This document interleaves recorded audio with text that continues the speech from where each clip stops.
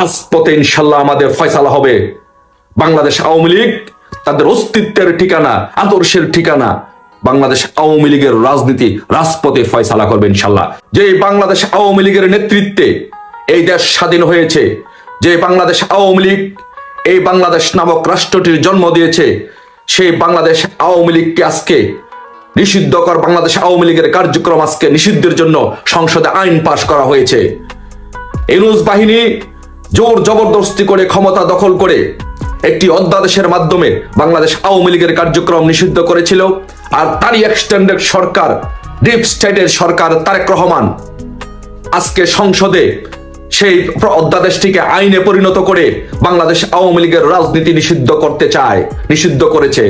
আমি জনাব তারেক রহমানকে বলছি, জনাব তারেক রহমান, আপনার বাবা জিয়া রহমান বঙ্গবন্ধু সহ তার পরিবারের সকল সদস্যদেরকে যখন হত্যা করা হয়েছিল, তার খুনিদেরকে, বঙ্গবন্ধুর খুনিদেরকে রক্ষা করার জন্য আপনার বাবা খন্দকার মোস্তাক যে অধ্যাদেশ দিয়েছিল সেটিকে আইনে পরিণত করে আইন পাশ করেছিল সংসদে, বঙ্গবন্ধু হত্যাকারীদের যেন, খুনিদের যেন কোনো বিচার না হয় বাংলাদেশে।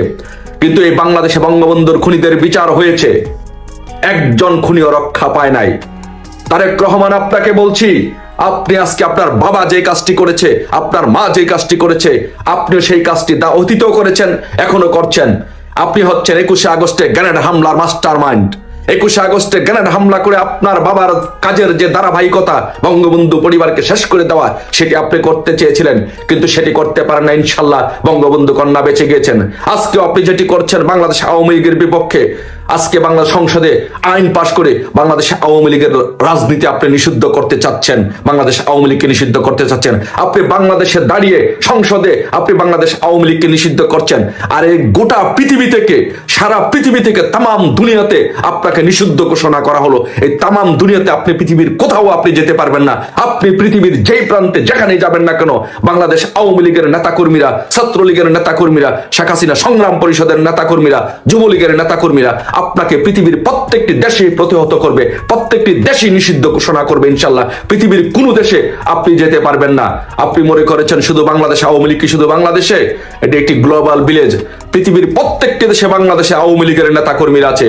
আপনি পৃথিবীতে যেখানে যাবেন সেখানে আপনাকে প্রতিহত করা হবে, যেখানে যাবেন সেখানে আপনাকে গণদোলাই দেওয়া হবে, যেখানে যাবেন আপনাকে পৃথিবীর প্রত্যেকটি দেশে নিষিদ্ধ ঘোষণা করা হলো। আপনাকে পৃথিবীর কোথাও যেতে দেওয়া হবে না। বাংলাদেশের আওয়ামী লীগের কোন নেতাকর্মী আপনাকে কোথাও যেতে দিবে না। শেখ হাসিনা সংগ্রাম পরিষদের নেতৃত্বে সব জায়গায় আপনাকে প্রতিহত করব। আমি নিজে থাকবো, আমি নিজে আপনাকে প্রতিহত করব। পৃথিবীর সব দেশে আপনাকে নিষিদ্ধ ঘোষণা করা হলো। ভালো থাকবেন। ওনার মা কেঁদে কেঁদে বললেন, আমার ছেলে রাজনীতি করবে না, আমার ছেলে আর এই অপরাধ করবে না। এটা তো বঙ্গবন্ধু কন্যা বলেননি বা আওয়ামী লীগের কোন নেতারা বলেননি, এটা উনিই বলেছিলেন। ঢাকায় যখন হাসানুল্লাহ মাস্টারকে হত্যা করা হলো, সিলেটে ময়মনসিংহে মমতাজউদ্দিন, খুলনায় মহানগর আওয়ামী লীগের সভাপতি মঞ্জুরুল ইমাম, শাহ এস এম কিবরিয়ার মতো মানুষকে সুপরিকল্পিতভাবে হত্যা করা হলো, তার কাছে আমাদের শান্তির বাণী শুনতে হবে, তাই না? এই বয়ান শুনতে হবে। যিনি নিজে একটি সন্ত্রাসী, যিনি নিজে সন্ত্রাসী এবং সন্ত্রাসকে যিনি প্রশ্রয় দেন, তার কাছে এইটা মানে আরেকটা কথা হচ্ছে, ওনার যদি বলতে হয়, একটা কথা বাংলায় বলে না, ভাসুরের নাম মুখে নিতে হয় না, সেটা কি উনি কি সেইটা করতে চাচ্ছেন? আপনার যদি গাট থাকে তাহলে আপনি যে আপনার যে ওনার যে মুচলেকা দেওয়া হয়েছিল সেটাকে উইথড্র করা হয়েছে? কে উইথড্র করলো? উনি ওনার বিরুদ্ধে ওনার বিরুদ্ধে এফবিআই, বাংলাদেশে একজন রাজনীতির বিরুদ্ধে এফবিআই রিপোর্ট দিয়েছে, তার বিরুদ্ধে সুনির্দিষ্ট অভিযোগ আছে এফবিআই এর। কই শেখ হাসিনার বিরুদ্ধে তো এই অভিযোগ নেই, ওনার মার বিরুদ্ধে তো এই ধরনের অভিযোগ নেই। সুতরাং একজন কুলাঙ্গার সন্তান যে বাবা হত্যার বিচার চাইতে পারে না, তার কাছে আমার বয়ান শুনতে হবে যে কিভাবে নিয়ন্ত্রণ করতে হয় সব কিছু, কিভাবে দেশের শান্তি শৃঙ্খলার, উনি তো দেশের শান্তি শৃঙ্খলা রক্ষা করতে চান। তাহলে এতগুলি শিশু মারা যাচ্ছে প্রতিদিন হামের অভাবে, টিকার অভাবে, এই শিশুগুলো হত্যার একটা তদন্ত করেন না কেন? 2 নাম্বার, তোফাজ্জল, তারপর মাসুদ, এদের হত্যাকাণ্ডের যে হত্যাকাণ্ড হয়েছে তার বিচার করেন না কেন? ওনার দলের লোক ঢাকায় একটা পাথর দিয়ে হত্যা করেছিল, কই সেইগুলি হত্যার বিচার করেন না কেন? গোপালগঞ্জে 50 জন নিরস্ত্র নিরীহ মানুষকে যখন হত্যা করা হয়েছে তার বিচার করেন না কেন? এই এর ভেতরে এতগুলি শিশুকে রেপ করা হলো, উনি তো গেলেন গো কার্ড নিয়ে সেখানে আনন্দ উল্লাস করতে। কই, উনি তো বললেন না যে এই যে শিশু তাকে যাকে ধর্ষণ করা হয়েছে আমি এর বিচার করব। কই, কাকুকে তো গ্রেপ্তার করা হয়নি এখন পর্যন্ত। যে সমস্ত মোল্লারা যে ফতোয়া দিচ্ছে উল্টাপাল্টা, তাদেরকেও তো গ্রেপ্তার করা হচ্ছে না। সুতরাং এই ধরনের বাণী জনগণ খাবে না। সুতরাং আর উনি বলেছেন যে 86-96 এর কথা বলেছেন। এই গোলাম আজমকে আপনি শুরুতেই বলছে, গোলাম আজমকে কে দেশে এনেছিল?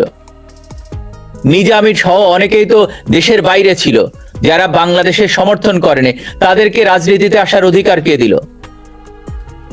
এই বিএনপি কাদের নিয়ে দল গঠন করেছিল? মশিউর রহমান জাদু মিয়া, শাহ আজিজুর রহমান, আব্দুর রহমান বিশ্বাস, শাহজাহান, এই মির্জা ফখরুলের বাবা, তারপরে আপনার এখন যিনি অর্থমন্ত্রী তার বাবারা।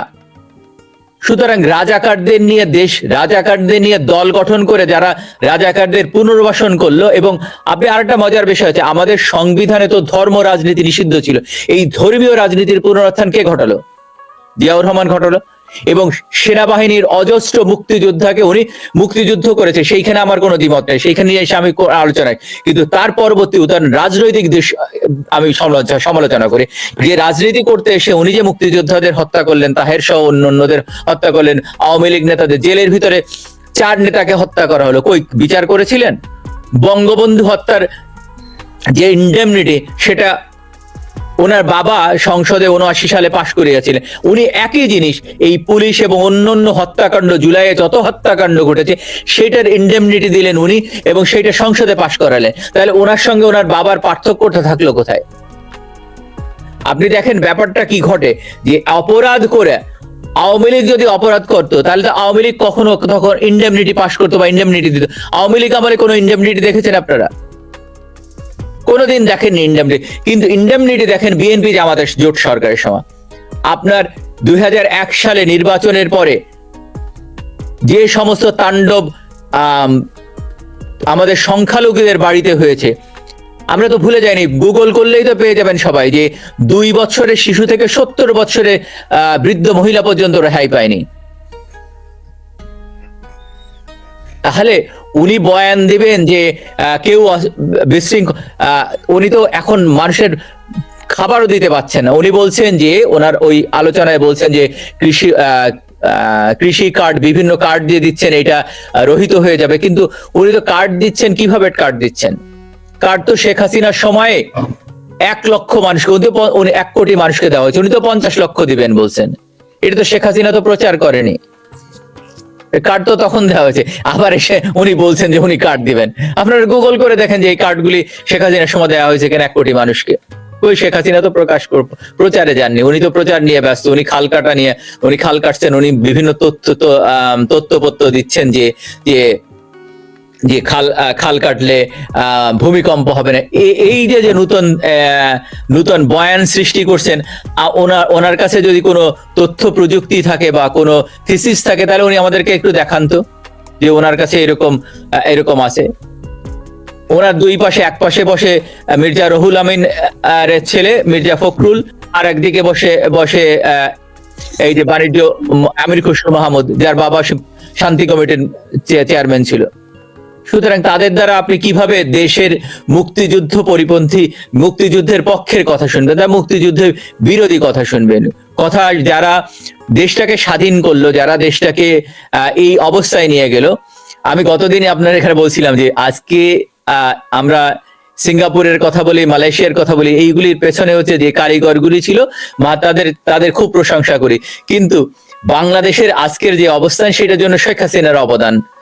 আপনি শেখ হাসিনার নাম যদি মুছতে হয়, তাহলে বাংলাদেশকে নূতন করে আবার সব গুড়াই দিয়ে, ঢাকা সহ বাংলাদেশকে গুড়াই দিয়ে আবার নূতন করে শুরু করতে হবে। ওনার যদি এতই জোর থাকে, তাহলে একটা প্রজেক্ট করে দেখানো, যেখানে শেখ হাসিনার সময় লোন ছিল 2 লক্ষ কোটি টাকা, সেটা এসে 23 লক্ষ কোটি টাকা লোন হইলো, কই? আবার ইউনূসের বিরুদ্ধে যখন কেস হলো, সেই মামলা খারিজ করে দেওয়া হলো মাইলস্টোন নিয়ে, এবং সেই ইউনূসের সঙ্গে উনি বৈঠক করলেন। তার মানে সন্ত্রাসীর সঙ্গে সন্ত্রাসীর বৈঠক, রতন চিনে, শুয়ারে চিনে, আর বললাম না। এই হচ্ছে ওনার অবস্থান। একদম সঙ্গে থাকুন ওনার আপনি। ওনার মা তো সরাসরি কথা বলছেন, ওনার মা বলছেন যে এই এই জামাত হচ্ছে মুনাফিক বেঈমান, এদেরকে বিশ্বাস করা উচিত না। তা উনি ওনার মার কথাটাই ফলো করতেন। একদম। যারা সংসদে দাঁড়িয়ে জাতীয় সঙ্গীতের সময় বসে থাকে তাদেরকে সংসদ থেকে সংসদ সদস্যপদই বাতিল করে দেওয়া উচিত। উনি তাদের বিরুদ্ধে ওনার কথা বলতে অসুবিধা কোথায়? সরাসরি বলেন না কেন? সঙ্গে থাকুন জিয়া ভাই, আবার আসবো আপনার কাছে। স্যার আহমেদ লুপা, বক্তব্য নিশ্চয়ই আপনি পড়েছেন তারেক রহমানের। প্রধানমন্ত্রী আসলে কি বলতে চাইলেন, কি বোঝাতে চাইলেন? আমি একটা বিষয় জানতে চাই আপনাদের দুজনের কাছে, আমাদের দর্শকদের কাছে, সবার কাছে। তারেক রহমান যে বললেন যে অরাজক পরিস্থিতি, উনি কি এই যে রেপ টেপ হচ্ছে, বাংলাদেশে যে ভয়ঙ্কর মানবাধিকার লঙ্ঘন হচ্ছে, শিশু নির্যাতন হচ্ছে, শিশু রেপ হচ্ছে, নদী থেকে লাশ পাওয়া যাচ্ছে, নদীর ভিতরে লাশ, তো এই রেপ আর লাশ এগুলা রেপ, বিশেষ করে রেপের কথা যদি আমরা বলি, তাহলে কি উনি কি রেপ টেপ এগুলাকে অরাজক পরিস্থিতি বলে কি ব্যাপারটাকে মানে অরাজক পরিস্থিতি তৈরি হয়েছে? আর বাংলাদেশে বাচ্চাদের রেপ হচ্ছে, ভয়াবহ ঘটনা আর কি। মানে উনি আসলে দুইটা বিষয়টাকে অরাজক পরিস্থিতি বলতে উনি কি বোঝাইতে চেষ্টা করছেন? যে মিনিমাম চুরি ডাকাতি হচ্ছে এই টাইপের অরাজক পরিস্থিতি, নাকি এটা ভয়াবহ একটা মানবাধিকার লঙ্ঘন হচ্ছে? এটা আমার কাছে, আমি বুঝি নাই আর কি ওনার কথাটা। উনি অরাজক পরিস্থিতি বলে যে রামিসা হত্যাকাণ্ড হলো, এই জনগণকে মানে অরাজক পরিস্থিতি হিসেবে উনি আসলে কি বোঝাতে চাইছে, এটা আমি বুঝি নাই আর কি। আমার কাছে মনে হয়েছে যে বলে না গুরু পাপে লঘু দণ্ড, আমার কাছে মনে হয়েছে অ্যাজ এ প্রধানমন্ত্রী ওনার কথাবার্তার কোনো ঠিক ঠিকানা নাই, ওনার কাজকর্মেরও কোনো ঠিক ঠিকানা নাই, এটা আমার কাছে মনে হয়েছে। মানে ওনার এই শব্দের সাথে, ওনার এই ডেলিভারির সাথে আমি একমত নই। এটা গেল একটা। আরেকটা কথা, উনি বলতে চাইছেন, ওনাকে এর আগেও বলেছি, একজন প্রধানমন্ত্রী হিসেবে একটা গার্ডস আপনার থাকা উচিত। আমরা যখন শেখ হাসিনাকে ক্ষমতায় ছিল তখন আমরা দেখেছি উনি ডাইরেক্টলি বলতেন তারেক রহমানের কথা, ডাইরেক্টলি বলতেন জামাতের কথা। শেখ হাসিনার এমপিরা মন্ত্রীরা বলতেন, তার 14 দলের অ্যাফিলিয়েশন যাদের ছিল, অ্যালায়েন্স মন্ত্রীরা বলতেন, ডাইরেক্টলি বলতেন অমুক দল যুদ্ধাপরাধী দল, জামাত ইসলাম, আগুনের সন্ত্রাস হচ্ছে, খালেদা জিয়া সাবধান হোক, এরকম ডাইরেক্ট। প্রধানমন্ত্রী এটা কি করেন? অমুক দল কি করছে আমরা সব বুঝি, অমুক দল তমুকের সঙ্গ নিয়ে কি করছে, অমুক আর তমুকটা কারা? অমুক তমুক একটা নর্মাল লোক বলতে পারে। একজন দায়িত্বশীল জায়গায় প্রধানমন্ত্রীর পজিশনে বসে আপনাকে you have to be specific. বাতাসে কথা ছেড়ে দিলে তো হবে না। বাতাসের কথাগুলো, বাতাসে যা হচ্ছে, ঘটনা ঘটছে, সেগুলোকে আমরা কালেক্ট করে আপনি প্রধানমন্ত্রীর কাছে জবাব চাইবো। আপনি স্পেসিফিক টু দ্য পয়েন্টে আনসার দিবেন, বা আপনার যে মেসেজ সেটা টু দি পয়েন্টে আপনি জনগণের সামনে রাখবেন। আপনি সবসময় এরকম বায়বীয় কথাবার্তা বলেন কেন? তার মানে কি? ইদার আপনি কনফিউজড, নইলে আপনি আসলে জানেন না, অথবা আপনার যে মিত্র শক্তি, যাদের দ্বারা আপনি নিজেই বললেন, যাদেরকে আপনারাই সমাজে প্রতিষ্ঠিত করেছেন, যাদেরকে আপনারাই সোসাইটিতে নিয়ে এসছেন, যারা যুদ্ধ অপরাধী, তাদের সাথে আসলে আপনাদের আন্ডারস্ট্যান্ডিংটা ওই জায়গাতেই আছে। আপনারা আমাদেরকে একটা বিভ্রান্তির মধ্যে, বাংলাদেশের মানুষকে একটা ভোগীচোগী দিতেছেন আর কি। এছাড়া তো মানে কিছু আর বলার নেই। এই যে মনে করেন দেশে আপনি বলছিলেন এত ঘটনা ঘটছে দেশে, এ নিয়ে প্রধানমন্ত্রী কথা বলছেন না, প্রধানমন্ত্রী শুধু অরাজকতার কথা বলছেন। রাজনৈতিক অরাজকতা নাকি আইন শৃঙ্খলার অরাজকতা, নাকি এই যে ওটা তো বললাম স্পেসিফিক করেন, দ্রব্যমূল্য কোনো লাগাম ছাড়া, অসন্তোষ, মানে আপনি জন অসন্তোষ তো ভয়াবহ অবস্থায় প্রতিটা সেক্টরে, জনগণ ভীষণ ভাবে কোণঠাসা এবং তাদের অসন্তোষটা দৃশ্যমান। আপনি সোশ্যাল মিডিয়া বলেন, আপনি নিজে রাস্তায় পথে হাঁটাচলা করেন, দোকানদারের কাছে যায় জিজ্ঞেস করেন, জন অসন্তোষ চরম পর্যায়ে। নিরাপত্তা তো নাই, শিক্ষা খাত ধ্বংস, অর্থনীতি ধ্বংস, ব্যবসা বাণিজ্য ধ্বংস, উনি অরাজক বলে, ওই ছোট অরাজক বলে উনি আসলে কি পরিস্থিতি, উনি তো কোনোটাই সামাল দিতে পারতেছেন না। এবং সবচেয়ে বড় কথা হইতেছে ভাই, আমরা প্রত্যেকটা বাংলাদেশের রাজনৈতিক দল মুক্তিযুদ্ধের পরে, বঙ্গবন্ধু হত্যাকাণ্ডের পর থেকে জিয়া জামাতকে প্রতিষ্ঠিত করেছে, গোলাম আজমের মতো চিহ্নিত যুদ্ধাপরাধী, ৭১ স্বাধীনতা বিরোধী, যার নাকি পাসপোর্ট হচ্ছে পাকিস্তানি পাসপোর্ট নিয়ে সে বাংলাদেশে ছিল, অবস্থান করছে, ধীরে ধীরে তাদের সবাইকে, নিজামী, গোলাম আজম, মীর কাসেম আলী, যাদের যাদের বিচার হয়েছে তাদের হয় নাই, চিহ্নিত সকল যুদ্ধাপরাধী, এবং জিয়া ভাই যে নাম বললেন, শাহজিৎ থেকে ধরে সবাই, এদেরকে বিএনপি বাংলাদেশে প্রতিষ্ঠিত করেছে। এটা হচ্ছে মূল কথা। বিএনপি বহু কিছু বাংলাদেশে ইসলামী, আমরা বলি যে ইসলামিক দেশগুলো থেকে এরশাদ সরকার ফান্ড এনেছে, জিয়া করে নাই, ইসলামাইজেশন দিয়া করে নাই, করেছে। এবং জামায়াতে ইসলামের একটা সরাসরি টার্গেট ছিল। আজকে এই গাছগুলো তারা লাগিয়েছে, আজকের দিনে 54 বছর পর সেই গাছগুলো বড় হয়ে গেছে, মৌলবাদী গাছ, জঙ্গিবাদ, মৌলবাদী গাছ। আজকে বাংলাদেশে কত বড় অডাসিটি আপনি চিন্তা করেন। আমাদের একটা সংবিধান আছে, আমাদের নিজস্ব বিচার ব্যবস্থা আছে, সমস্ত কিছুর পরেও তাদের ওয়াজিরা বলে শরিয়া আইন চায়, যেখানে বাংলাদেশের 51% নারী, বাংলাদেশের নারীরা অর্থনীতিতে, বাংলাদেশে আজকে এই জায়গায় এসছে, সেখানে নারীদের ভূমিকা নাই, সেখানে নারীদের অংশগ্রহণ নাই পুরুষদের সাথে। আপনাদের কি মনে হয় বাংলাদেশে যে গার্মেন্টস ফ্যাক্টরি, গার্মেন্টস ইন্ডাস্ট্রি দিয়ে তো বাংলাদেশ এত দূরে আসছে, সেখানে নারীর ভূমিকা আর পুরুষের ভূমিকা আপনি কম্পারিজন করে দেখেন না? নারীর ভূমিকা ছিল না? মানে বাংলাদেশের মুক্তিযুদ্ধ করেছে হিন্দু, বৌদ্ধ, খ্রিস্টান, মুসলিম, আদিবাসী সবাই মিলে, হিন্দুদেরকে এখন এই রাষ্ট্র তাদের না।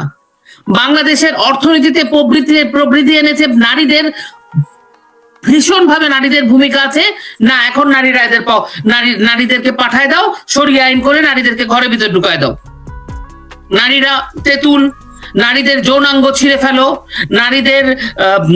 নারীরা পণ্য, নারীরা বেশ্যা, এগুলো সব। এবং এগুলো নিয়ে স্পেসিফিক নারী নীতি নিয়ে তারেক রহমান প্রধানমন্ত্রীর কোনো ধরনের কোনো কথা নাই। উনি একটা টি শার্ট আর একটা প্যান্ট পরে ঘুরে বেড়াচ্ছে। উনি কোন মেসেজ দিতে, আপনি যে এই দুইটা বক্তব্য দিলেন, ওখানে তো আমি কোনো মেসেজ পাইনি। উনি যে ঘুরতেছে 12 ফেব্রুয়ারির পর থেকে, উনি কি মেসেজ আমাদেরকে দিচ্ছে? আমাদের এলাকাতে মানে কি গরুর হাট নাকি ওটা নিয়ে ইজারার গন্ডগোল নিয়ে 20 জনকে জামাত ইসলামী মেরে 20 জন বিএনপি ছেলে পেলেদের হসপিটালে পাঠিয়ে দিচ্ছে। আপনি কি এলাকার খবর জানেন? কি অবস্থা, মাদকের কি অবস্থা? এই যে বিভিন্ন ধরনের ইজারা ফিজারা, বিভিন্ন মানে বাজার টাজার, এগুলো দখল নিয়ে কি অবস্থা? তারপরে এই যে স্কুল, কলেজ, মাদ্রাসা, এগুলোর গভর্নিং বডি কে কিভাবে চলতেছে, আমরা কোনো কিছু আসলে দেখতে পাচ্ছি না।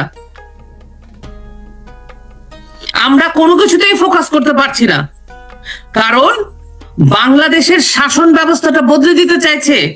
যে শক্তি, সেই শক্তিবান হয়েছে বিএনপির সাথে, বিএনপির প্রতিষ্ঠাতা সেই শক্তিকে শক্তিবান করেছে, শক্তিশালী করেছে। জিয়াউর রহমান জামাত ইসলামকে শক্তিশালী করেছে, জামাত ইসলামকে বাংলাদেশে প্রতিষ্ঠিত করেছে। সমস্ত পৃথিবীর সমস্ত জায়গায় এই ধরনের রাজনৈতিক দলগুলোর নেতা কর্মীরা যদি থেকেও থাকে, তারা সেকেন্ড ক্লাস নাগরিক। বাংলাদেশে তারা ফার্স্ট ক্লাস নাগরিক তো হয়েইছে, এখন বাংলাদেশে দখল করে ফেলতে চাইতেছে, বাংলাদেশের শাসন ব্যবস্থা বদলায় ফেলতে চাইতেছে। বাংলাদেশের নারীদেরকে বলতেছে তোমরা ঘরের ভিতরে চলে যাও, বাংলাদেশে একটা গুহার ভিতর নিয়ে যেতে চাইছে। আপনারা আফগানিস্তানের, আমার কাছে এই মুহূর্তে ভিডিওটা নাই, আপনি দেখবেন একদম পুরো মানে কভার করে একটা মনে হবে কি, একটা কি মনে হবে আপনার? মনে হবে যে একটা কোনো বস্তু, দ্রব্য যেটা মুভ করতেছে, রাস্তার মধ্যে বসে, মার্কেটের মধ্যে বসে ভিক্ষা করতে, সব বন্ধ, পুরা কভার্ড। ওটা কি মানুষ না পুরুষ না নারী? তো আমরা কি ওই দিকে যাচ্ছি? মামুনুল তো বলছে বাংলাদেশে, তার সে তো আফগানিস্তানে যা করে মিটিং করে এসে আফগানিস্তানের লোক আমাদের দেশে আসছে, মামুনুল তো বলতেছে মুখে আমরা শরিয়া আইন চাই। তো কি তারেক রহমান কি সেই আইন চায়? তারেক রহমান আসলে কোনো কিছুই বলতেছেন না। তারেক রহমান না পারছেন বাংলাদেশ নামক রাষ্ট্রটাকে, সরকারকে ভালোভাবে চালাতে, না পারছেন বিরোধী দলকে ম্যানেজ করতে, না পারছেন বিরোধী দলের কাছে নিজের একটা মানে কোনো কিছু বলতে। সংখ্যাগরিষ্ঠ সিট পেয়ে ক্ষমতায় যে আপনার তাহলে লাভটা কি হলো? আপনি তো আপনার নিজের বক্তব্যই এস্টাবলিশ করতে পারেন না, যদি ধরেও নেই পজিটিভলি। কিন্তু আমার ধারণা আপনাদের আসলে ইচ্ছা নাই। আপনারা জামাত ইসলাম বিএনপি একই মুদ্রার এপিট আর ওপিট, that's it, that is the truth. আর আপনি যেগুলো এগুলো কথা বলতেছেন, এগুলো বলার জন্য বলছেন। ওই রামিজ সাহেব বাচ্চাটা কে মেরে ফেললো, যে তার বাসায় কোন একটা জামাতের নেতা বা বিএনপি নেতা কেউ গেছে, টাকা দিচ্ছে ওই ফ্যামিলিটাকে, সেটাকে হ্যাঁ জামাতের টাকা দিচ্ছে, সেই টাকাটার ভিডিও করে বা সেটাকে আবার পোস্ট করছে। How filthy and ugly situation বাংলাদেশে। একটা মানুষকে উপকার করে সেটাকে ভিডিও করে সেটাকে আবার ছড়াই দিতেছে। এগুলোর মানে কি? আপনি ওয়াজের ভাষা শোনেন, ওয়াজের ভাষা আপনি কান পাততে পারবেন না। আমাদের দেশে, আমাদের এলাকাতে একটা, আমি এটা নিয়ে একদিন কথা বলবো, আমাদের এলাকাতে একটা ছেলে আছে, বাটকু মতো একটা ছেলে আছে না, ওই যে একটু বেটে, একটা হুজুর বেটে, সে যে এত বিরক্ত করে মানুষদেরকে, ছাত্রলীগের বা আওয়ামী লীগের ছেলে পেলেদের, এখন করছে নিজে একটার পর একটা বিয়ে করতেছে, যত ধরনের অন্যায় অপকর্ম সে করে বেড়াচ্ছে, এবং প্রত্যেকটা এলাকায় এই ধরনের হুজুরেরা এইসব কাজ করছে। কিছু না, কেউ কোনো কথা বলতেছেন না। কোন সেক্টর নিয়ে কি আজ পর্যন্ত, মানে এই যে 12ই ফেব্রুয়ারি ওনারা ক্ষমতা নেওয়ার পর থেকে আজ পর্যন্ত মে মাস, এটা একটা সিগনিফিকেন্ট কোন অ্যাক্টিভিটিস, কোন পদক্ষেপ ওনারা নিয়েছেন তারেক রহমান এক কার্ড ছাড়া? কোনো কিছুর কোনো খবর নাই। ওনারা কার্ড বিলি করছেন, ওনারা খালি একের পর এক কার্ড পয়দা করে যাচ্ছেন। এই কার্ড দিয়ে কি হবে ভাই? এই কার্ড কাদের জন্য? কার্ডেই শক্তি, কার্ডেই মুক্তি। সুতরাং আপনি যেটা বলছেন এই ভদ্রলোকের বক্তব্যতে, মানে এই যে প্রধানমন্ত্রীর বক্তব্যতে, আমি বেসিক্যালি কোনো ধরনের কোনো মেসেজ পাইনি। আমি যে সমালোচনা করব, ঘুরে ফিরে সেম সমালোচনা এই লোকের করতে হচ্ছে। একটা আছে না যে আমি মুভ করছি, গাড়িটা একটু মুভ করছে, একটু সামনের দিকে গেছে, তখন যে ওই অবস্থার একটা সমালোচনা। উনি তো একটা জায়গায় স্টেটমেন্ট হয়েছেন, খালি মুখে মুখে কথা বলতেছেন। প্রত্যেকটা কর্মকাণ্ড ভুলভাল, আন্দাজে। এবং সবচেয়ে বড় কথাটা কি, আমাদের রাষ্ট্র ব্যবস্থাটা একটা ভয়াবহ একটা পরিবর্তনের চেষ্টাটা কিন্তু এখনো আছে। আপনি খলিলুর, আপনি মাসুদুল গনি নাকি ওনার নাম, ওই যে ক্যাবিনেট, হ্যাঁ ওই যে হিজবুত তাহরীর নাসিমুল গনি, নাসিমুল গনি, মানে আমি বলতে চাচ্ছি এই যে চেইনটা এই যে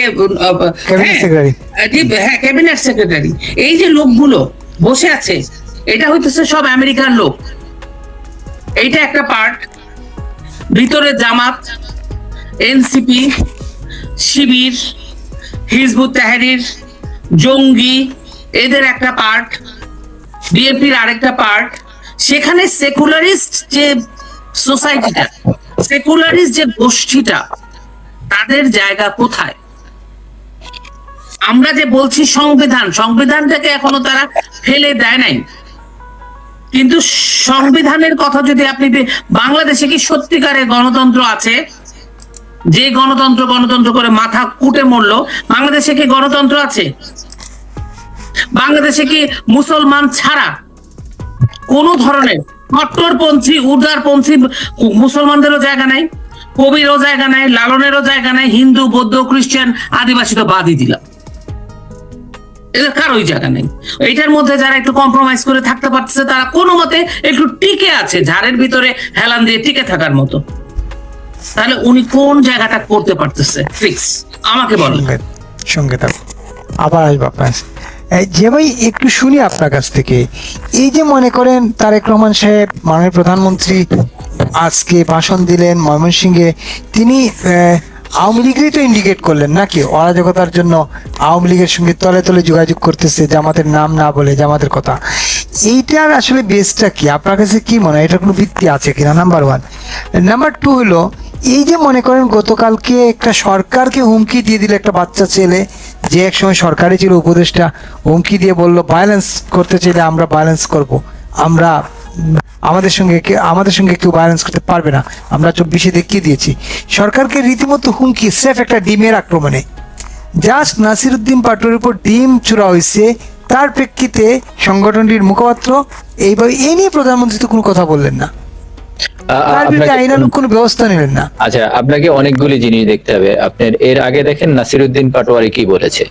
নাসিরউদ্দিন পাটোয়ারি বলেছিল যে তারেকের ওই সময় মেরুদণ্ড ভেঙেছিল, আমি কোট করে বলছি তারেকের ওই সময় মেরুদণ্ড ভেঙেছিল, এবার কি ভাঙে সেটা নিশ্চয়তা দিতে পারছি না। সে সময় হয়তো ডিজিএফআই করেছিল, এবার আমরা করতে পারি। তার মানে এটা তো সরাসরি হুমকি। আবার আসিফ মাহমুদ সজীব ভুঁইয়াও একই রকম হুমকি দিয়েছেন।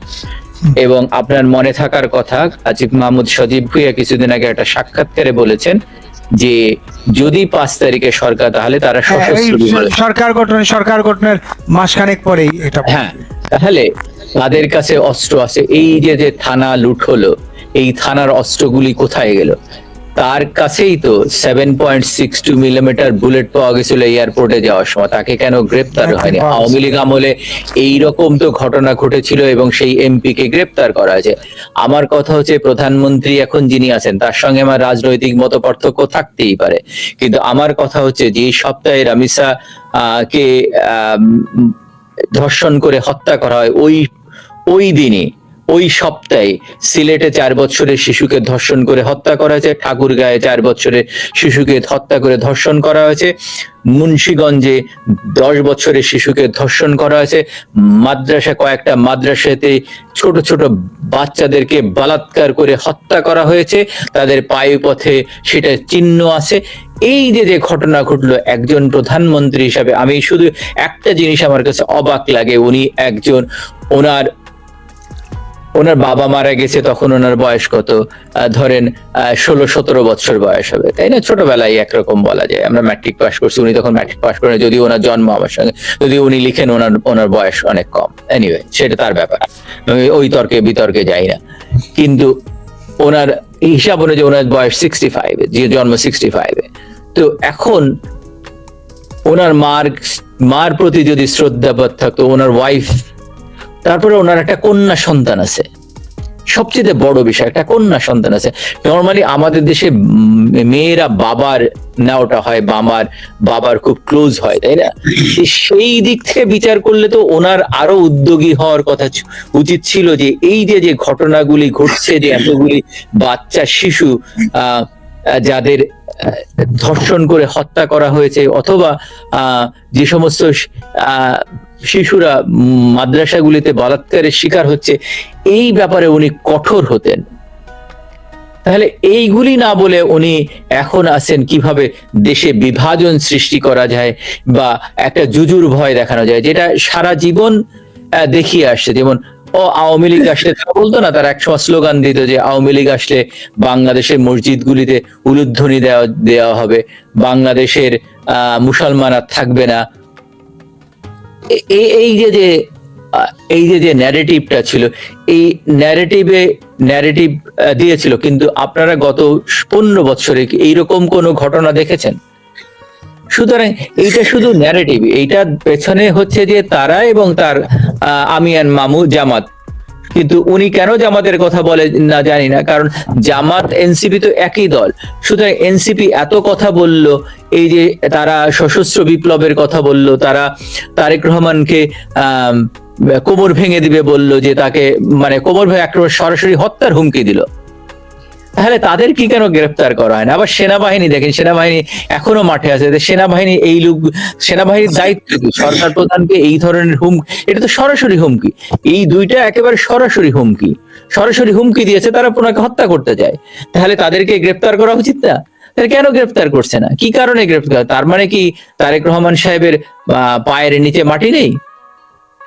তার মানে কি তারেক রহমান সাহেবের কোমর ভেঙে দিয়েছে এনসিপি জামাত?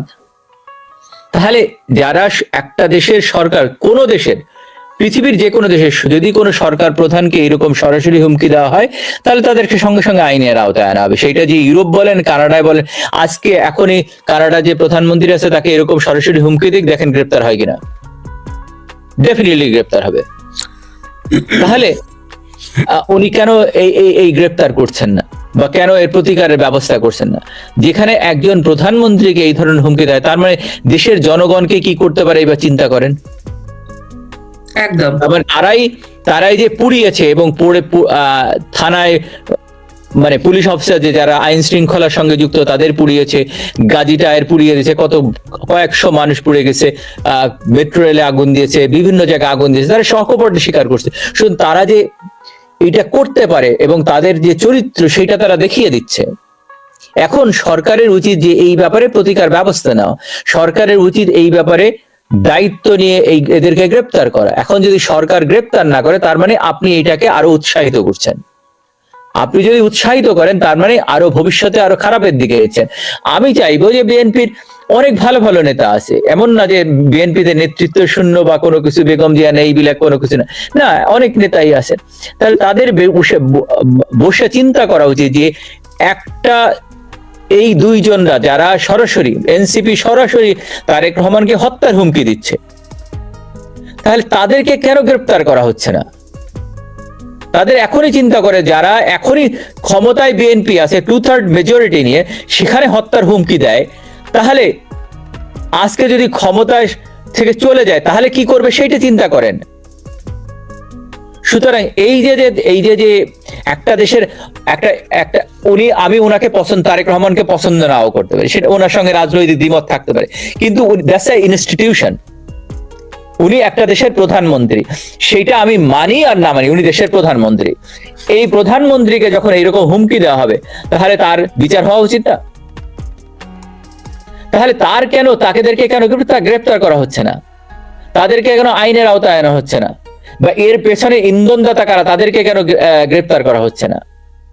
এবং এর বাইরে তার সঙ্গে একটু সুর, আপনারা দেখেন দুইটা মিল আছে। আপনাদের জামাতের যে মাসুদ, যে সে বলছিল না যে তাদের শেরেবাংলা হলে রাজশাহী বিশ্ববিদ্যালয়ে যে পরিমাণ অস্ত্র আছে সেটা দিয়ে রাজশাহী পুলিশকে তারা 1 মাস থেকে 2 মাস তারা ট্যাকেল দিতে পারে। তাহলে এই অস্ত্র তো মাসুদদের কাছে, জামাতের কাছে আছে, এই অস্ত্র এনসিপির কাছে আছে, তাহলে এদেরকে কেন গ্রেফতার করা হয় না? আমার কথা হচ্ছে, যেটা আমি বলছিলাম যে তারেক রহমানের সঙ্গে আমি দ্বিমত পোষণ করতে পারি, তার মানে এটা না তাকে হত্যা করতে হবে। এরা তো সরাসরি একটা রাষ্ট্রপ্রধানকে হত্যার হুমকি দিচ্ছে। আমার কথা হচ্ছে, বিএনপির নেতৃবৃন্দ কি করে, বা বিএনপির ছাত্র সংগঠন বা যুব সংগঠনগুলো কি করে, যাদের নেতাকে হত্যার হুমকি দেয়? এটা কিন্তু শুধুমাত্র তাদের দলের নেতা না, একটা রাষ্ট্রপ্রধান, সরকার প্রধানকে, আইন অনুযায়ী বাংলাদেশের সরকার প্রধান হচ্ছে প্রধানমন্ত্রী, একজন সরকার প্রধানকে তারা হত্যার হুমকি দিচ্ছে। সেই যারা হত্যার হুমকি দিচ্ছে তাদেরকে গ্রেফতার করবে না, নাকি তাদেরকে ছেড়ে দিবে? দেশে এই অরাজকতার সৃষ্টি হচ্ছে একটাই কারণে, এই যে ঘটনাগুলি ঘটছে, কারণ যারা সন্ত্রাসী, যারা এরকম অপরাধ করে, তারা দেখছে যে সরকার যেখানে সরকার প্রধানকে এইভাবে সরাসরি হুমকি দেওয়া হচ্ছে, সেইগুলির কোনো বিচার করা হচ্ছে না, বা তাদেরকে বিচারের আওতায় আনা হচ্ছে না। সুতরাং এইটা আরো, এই অপরাধীরা আরো উৎসাহিত হচ্ছে, অপরাধীরা আরো অপরাধ করার সুযোগ পাচ্ছে। কিন্তু এইগুলিকে যদি বিচারের আওতায় আনা হতো, এইগুলিকে যদি নিরস্ত্র করা হতো, তাহলে এই ধরনের ঘটনা কম ঘটতো। ছিনতাই বলেন, রাহাজানি বলেন, এইগুলি মব বলেন, এইগুলি সবই কমে যেত যদি এদেরকে গ্রেপ্তার করা হতো। কিন্তু আপনি যদি গ্রেপ্তার না করেন, তাহলে এই ঘটনাগুলি ঘটবে। আমার কথা হচ্ছে, তারেক রহমান সাহেব অন্যদিকে ইঙ্গিত না দিয়ে এদেরকে আগে ধরুক।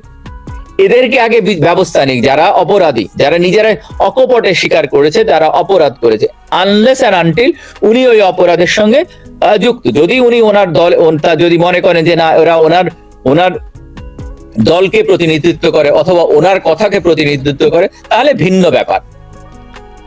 কিন্তু আমার জানা মতে তারা তো বিএনপি করে না, তারা জোট বেঁধেছে জামাতের সঙ্গে। সুতরাং এই ব্যাপারে জামাত এবং এনসিপি কে ধরতে হবে যে তারা একজন সরকার প্রধানকে কিভাবে হুমকি দেয়। তারা বঙ্গবন্ধু কন্যাকে হত্যা করতে চেয়েছিল, তারা এখন তারেক রহমান সাহেবকে হত্যা করতে চাইছে। সুতরাং দুইটাতে একই সূত্রে গাথা। এখন যদি তারেক রহমান সাহেব মনে করেন যে আমি তো বলছি যে আওয়ামী লীগ বিএনপির রাজনৈতিক প্রতিপক্ষ, তাদের শত্রু না, কিন্তু উনি যে জিনিসটা বলছেন উনি শত্রু হিসেবে দাঁড় করাতে চাইছেন, এটা একটা ভুল সিদ্ধান্ত আমি মনে করি ওনার, এবং ভুল ন্যারেটিভ দাঁড় করাতে চেষ্টা করছেন। এই ন্যারেটিভ দাঁড় করানো ঠিক হবে না। ধন্যবাদ। খুবই পরিষ্কার। আচ্ছা স্যার, লুপাইয়েতে আছেন, আমি লুপার কাছে যাব। তার আগে তার মানে হচ্ছে প্রধানমন্ত্রী ধরেন ওনার বক্তব্যে আসলে পরিষ্কার কোনো ধারণা দিচ্ছেন না কোনো বিষয়ে। আমাকে বলছেন, আবার বলবেন একটু। আপনাকে যে প্রশ্ন করতে চেয়েছিলাম, আপনি ফোনে থাকে প্রশ্ন অন্য জায়গায় চলে গেছিলাম, যে এটা থাকলো কি। লুপার কাছে প্রশ্ন, তাহলে এই যে মনে করুন সজীব ভুঁইয়া বা সজীব মাহমুদ, আসিফ মাহমুদ এত শক্তি কোথায় পায় যে সরকার প্রধানকে হুমকি দিয়ে দিল, বিএনপিকে হুমকি দিল, সরকারকে হুমকি দিল, 213টা আসন নিয়ে সংসদে নিরঙ্কুশ সংখ্যাগরিষ্ঠতা অর্জনকারী বিএনপি, প্রধানমন্ত্রী নিয়ে একটা শব্দ বললেন না, এখন পর্যন্ত তার বিরুদ্ধে একটা মামলাও হলো না, তাকে গ্রেফতারের কোনো উদ্যোগ নেওয়া হলো না, তাকে একটা বিএনপির পক্ষ থেকে এখন পর্যন্ত একটা বিবৃতিও দেওয়া হলো না যে তুমি এত সাহস তোমার কোথায়। একদমই ভালো একটা প্রশ্ন করেছেন আপনি। এই যে আসিফ মাহমুদ সজীব ভাইয়া 2-3 দিন আগেই বললেন যে ভায়োলেন্স চাইলে আমাদের থেকে বেশি কেউ পারবে না, জুলাই অভ্যুত্থান গতকালকেই বলেছে জুলাই অভ্যুত্থান তাদের নামে ষড়যন্ত্র, জঙ্গি হামলা যেটা তারা করে ক্ষমতাটা নিয়ে নিল, সেটা থেকে তারা দেখিয়েছে ভায়োলেন্স চাইলে আমাদের থেকে কেউ বেশি পারবে না। এখন তার মানে তারা এই 24 জুলাই আগস্টের এটাকে তারা স্বীকৃতি দিল, ভায়োলেন্স স্বীকৃতি দিল। তাহলে যে বিচারগুলো হচ্ছে, তাহলে যারা জেলখানার ভিতরে, যাদেরকে ফ্যাসিস্টের দোসর বলে, ফ্যাসিস্ট বলে, যাদেরকে মানবাধিকার লঙ্ঘন হয়েছে বলে, গণহত্যা হয়েছে বলে নানা ভূষণ দিয়ে 800 মেরেছে, অমুক মরেছে, এগুলো তো সব খারিজ হয়ে যায়। কারণ সে নিজে স্বীকার করেছে এই জঙ্গিটা যে জুলাই 24-এ তারা এই জঙ্গি অভ্যুত্থান করেছে, ভায়োলেন্স করেছে, বারবার টাইম টু টাইম তারা এটা বলছে।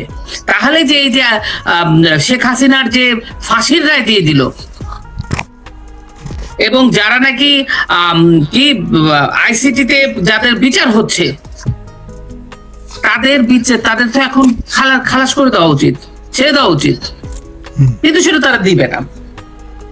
আমি আপনাকে একটু আগে নাম বললাম, কিন্তু এই যে আসিফ মাহমুদ সজীব ভুঁইয়া তো সাহস পায় কোথায়? আমি একটু আগে বলছিলাম যে আমার আগের কথাটা যে খলিলুর রহমান, নাসিমুল গনি, তারপরে ইউনুস বারবার তারেকের সাথে দেখা করতেছে। এই যে পুরো চেইনটা, এই চেইনটার লিঙ্কটা কোথায়? এই চেইনটার লিঙ্কটা কিন্তু আমেরিকা, এই পুরোটা। এবং আমেরিকার সবসময় একটা সফটনেস জামাত ইসলামের সাথে আছে, এটা মুক্তিযুদ্ধের আগে থেকে তাদের সাথে একটা বন্ধুত্ব আছে। তারা বাংলাদেশের মাটিতে জামাতকে একদম ভালো করে প্রতিস্থাপন করতে চায়। এখনো তো বিরোধী দল আছে, এবারে তো ছিল সরকারি দল, এবং তারা বলেছিল যে মডারেট মুসলমানের দল, তাই না? এই কথাটা তো বলেছিল। এবং শফিকুলও ওইটার উপর বেস করে নানা ধরনের উদ্ভট কখনো বলে নারীরা এই কাজ করতে পারবে, কখনো বলে ওইটা পারবে, নানা ধরনের বিবৃতি দিচ্ছিল তারা to get the power. Asif মাহমুদের, সজীব ভুঁইয়াদের পাওয়ারের শক্তির উৎস হইতেছে ওই জায়গাটাই। কারণ তারা জানে সরকারে যেই থাকুক, বিএনপি, তারেক রহমান, মানে যারাই এই যে বিএনপি যে সংখ্যাগরিষ্ঠ থাকলেও মূল পাওয়ারের জায়গাটাতে আসলে তাদের হাতে, এবং সেই পাওয়ারের যে চাক্কাগুলা এদেরকে দিয়ে এইগুলা করাচ্ছে সমাজে বিশৃঙ্খলাগুলা। ওরা জানে এই মুহূর্তে ওদের কারো কাছে কোনো জবাবদিহিতার প্রশ্নই নাই, ওরা জবাবদিহিতার ঊর্ধ্বে উঠে গেছে নিজেদেরকে। ওদের কোনো জবাবদিহিতার দরকার নাই, ওদের কোনো অপরাধ নাই, ওদের সমস্ত কিছুর থেকে ওরা সমস্ত যুক্তি তর্কের ঊর্ধ্বে। এবং এটা এই পুরো গ্রুপটা, যারা ডিপ স্টেট বলেন, ইউনুস বলেন, পাকিস্তান বলেন, মুসলিম ব্রাদারহুডস বলেন, এই পুরো ব্লকটা এদেরকে সাপোর্ট করতেছে। এবং এদের যদি পাসপোর্ট আপনি ঘেঁটে দেখেন, শেখ হাসিনা সরকার যখন ক্ষমতায় ছিল তখন ওরা টার্কি টুর্কি এদিক দেশে ওইদিক দেশে ঘুরে বেড়াইছে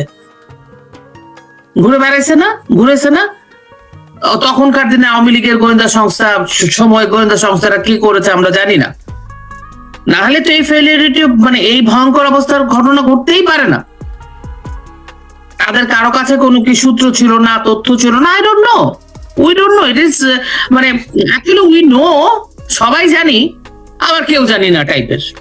সুতরাং আপনি যেটা বলতেছেন ওরা আসলে তুচ্ছতাচ্ছিল্য করছে, এই মুহূর্তে ওরা জানে যে ওরা সর্বময় ক্ষমতার অধিকারী, ওদের কারো কাছে কোনো জবাবদিহিতার প্রশ্নই নেই, ওদের কাছে যেয়ে সবাই জবাবদিহি করতে হচ্ছে ওদেরকে।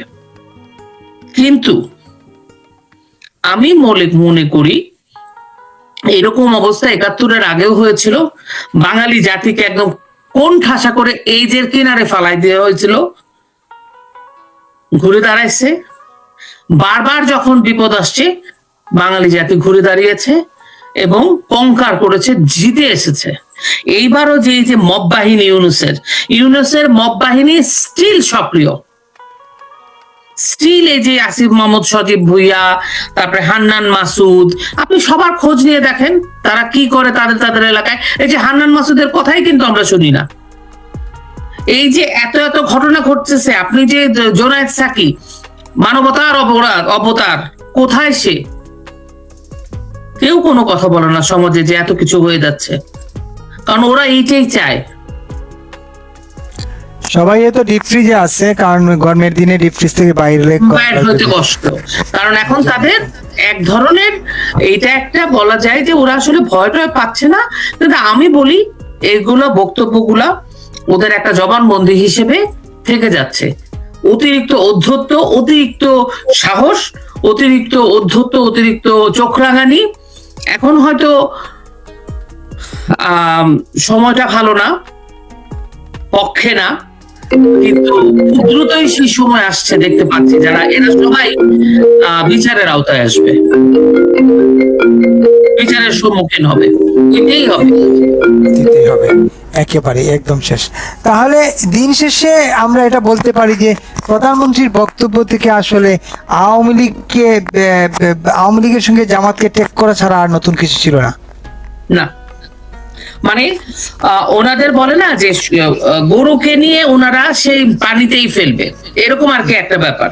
কেন কিছু হলেই যদি আওয়ামী লীগের কথা বলা যায় তাহলে মনে হয় যেন এটা জাস্টিফাইড হয়ে যায়, বুঝতে পারছেন?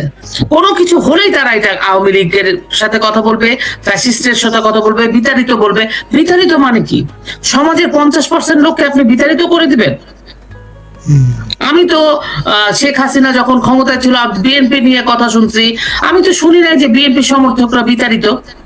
আমি নেভার, আমি জানি না, হয়তো বলতে পারে আপনারা শুনছেন কিনা আমি জানি, আমি তো শুনি নাই। সমর্থকরা মানে মানুষের, বাংলাদেশের একটা গোষ্ঠী বিতাড়িত? উনি কি বলতে চায় এগুলা? একজন প্রধানমন্ত্রী, উনি তো সবার প্রধানমন্ত্রী। শেখ হাসিনার প্রতি আমাদের একটা ভীষণ ভাবে একটা ক্ষোভ বলতে পারেন, দাবি ছিল আপনি জামাতকে ব্যান করেন, জামাতের রাজনীতি ব্যান করেন, অনেক ধরনের দাবি দেওয়া ছিল। উনি করেন নাই, উনি আরো মাদ্রাসা করে একাকার মডেল মসজিদ করে। এটা তো কারণ উনি তখন বলছেন আমি তো সবার প্রধানমন্ত্রী। তো উনি কি সবার প্রধানমন্ত্রী নাই? তারেক রহমান উনি বিতাড়িত বলতে আসলে কি বোঝাতে চাইছেন আমি এটা জানতে চাচ্ছি আর কি। দেশ তারা করে দিচ্ছেন মানে বিতাড়িত মানে কি? বাংলাদেশের ভিতরে যারা আছে তারাই তো বলতেছে অরাজকতা করতেছে জামাতের সাথে মিলে, তাহলে তারা কি? তারা আওয়ামী লীগের সমর্থক, তো তারা কি বিতাড়িত? তারা কি সমাজচ্যুত হয়ে গেছে? এক ঘোড়া করে দিচ্ছেন 45-50% লোককে। সেটাও তো জানতে হবে আসলে প্রধানমন্ত্রী হিসেবে আপনার স্ট্যান্ড পয়েন্টটা কোথায়। এক, পার্টি লিডারকে আপনি এক ধরনের, পার্টিকে আপনি ব্যান করছেন, সেটা আরেক ধরনের, রাজনীতি করতে পারবে না। এখন কি সমাজের মানুষদেরকে আপনি বিতাড়িত করছেন একটা বলছেন, আপনি প্রধানমন্ত্রী win which ground? You are প্রধানমন্ত্রী, মানে বাংলাদেশের প্রধানমন্ত্রী আপনি।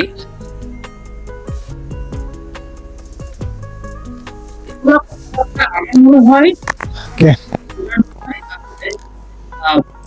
তারেক রহমানের কথাবার্তায় আসলে আমার মনে হয় উনি যদি নিজে কথাবার্তা ঠিক মতো অসুবিধা হয়, উনি তাহলে ওনার উপদেষ্টা রাখতে পারেন যারা ওনার স্পিচ রেডি করে দিবে। বাট আমার মনে হয় যে উনি বোধহয় এই ধরনের কথা বলে, ইট ইজ ইনস্টিগেটিভ, ডেরোগেটিভ সব কথাবার্তা, শব্দ, এগুলো বোধহয় বলা উচিত না। তাতে বিশৃঙ্খলা কমবে তো নাই, আরো বাড়তে পারে। কারণ আপনি আমার অস্তিত্ব নিয়ে, আপনি আমার এক্সিস্টেন্স নিয়ে কথা বলবেন, কারো এক্সিস্টেন্স নিয়ে কথা বলবেন, অস্তিত্ব নিয়ে কথা বলবেন, আমি আছি কি নাই, তখন মানুষ তার অস্তিত্ব জানান দেয়। আর কথায় কথায় ইট ইজ ফানি, কথায় কথায় কিছু হলেই বিতাড়িত শক্তি, পরাজিত শক্তি, চলে যাওয়া শক্তি, তাহলে কি আপনাদের সেই ক্ষমতাটুকুই নাই যে আপনারা এই পরাজিত শক্তিকে প্রতিহত করবেন? মানে তারা দে আর ফুলফিল ইন পাওয়ার, মানে 100% ইন পাওয়ার। তাদের সামাজিক শক্তিটা ভীষণ ভাবে আছে আওয়ামী লীগের, এইটাকে প্রতিহত করার শক্তি আসলে বিএনপি বা জামাতের নাই। তো ব্যাপারটা তো তাই দাঁড়ায়। হ্যাঁ, তাইলে এই কারণেই তিনি এই বক্তব্যটা দিলেন যে বিএনপি, জামাত এবং আওয়ামী লীগ তলে তলে জামাত আওয়ামী লীগের সঙ্গে যোগাযোগ। উনি বোঝাতে চাইলেন, আমার কাছে যেটা মনে হয়, উনি বোঝাতে চাইলেন, এগুলো বলার জন্য বলা হতে পারে, নাও হতে পারে, বাট আমার কাছে মনে হচ্ছে উনি বোঝাতে চাইছেন যে আওয়ামী লীগ আর জামাত তলে তলে এক হয়ে কাজ করতেছে তার বিরুদ্ধে, এইরকম কিছু একটা। যার কোনো আসলে আমি ভিত্তি জানি না, নাই, তাই তো? হ্যাঁ? যার কোনো ভিত্তি নাই, যার কোনো যার ভিত্তি কোনো নাই। ভিত্তিই নেই, প্রশ্নই নেই। আমার মনে হয় না যে এটার অসংখ্য 1% সত্যতা আছে। অসংখ্য ধন্যবাদ সালাম আহমেদ লোপা। জিয়া ভাই কিছু যোগ করবেন? 1 মিনিট। আমার যেটা আমি মনে প্রশ্ন হয়- করছিলাম আপনাকে, লুপা যখন ফোনে ছিল, আমি একটা কল করছিলাম, যেটা এখন বললাম লুপাকে, এই যে তিনি বললেন প্রধানমন্ত্রী, তার কি কোনো ভিত্তি আছে নাকি বাদকা বাদ?